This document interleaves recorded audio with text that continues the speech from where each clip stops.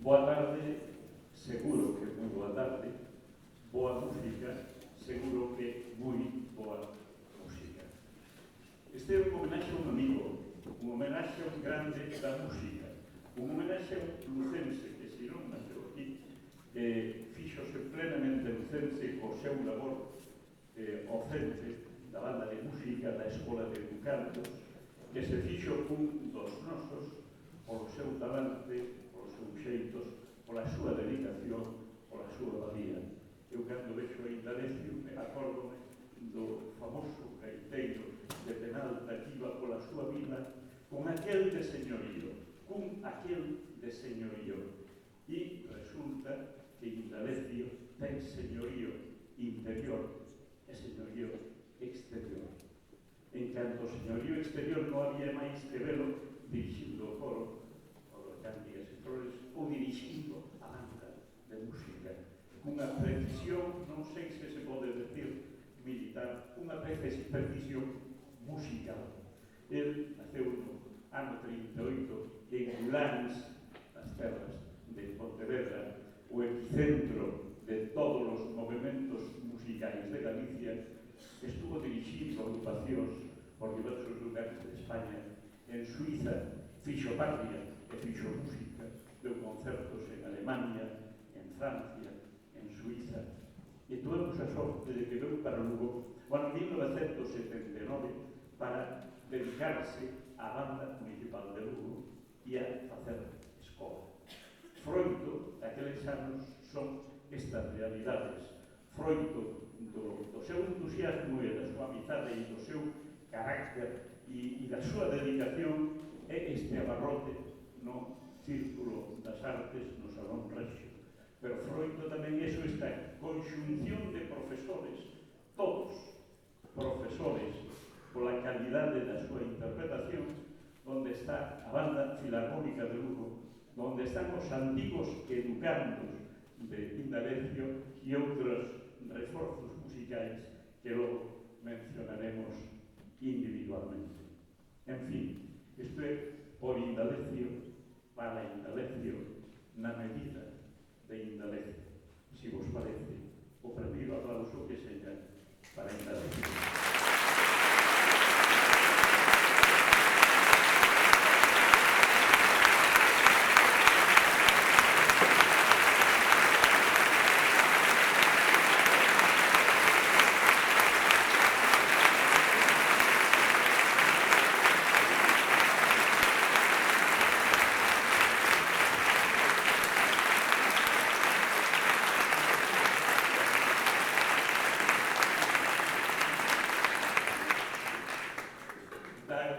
Gusto ver entre o público xente moza e xente menos moza, músicos veteranos da banda, novos músicos e educandos tocando e fervor por Indalecio permanentemente e continuamente. E esta é unha acción conxunta que se pode decir do povo de Lugo. Aquí está involucrado, lóxicamente, o Concello de Ourensou, Departamento de Cultura, está a Banda Filarmónica de Lugo, está a Sociedade Filarmónica de Lugo e está, en fin, o espírito musical de Indalecio que nos contagiou a moitos, pero especialmente para os que se dedican á música.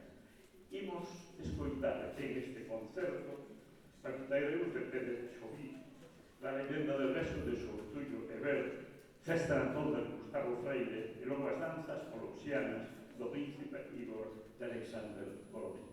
E haberá, para despedir, o saludo a Lugo, a composición de Indalecio Fernández Groba, pero o saludo a Lugo vai ter presentación individualizada e aparte.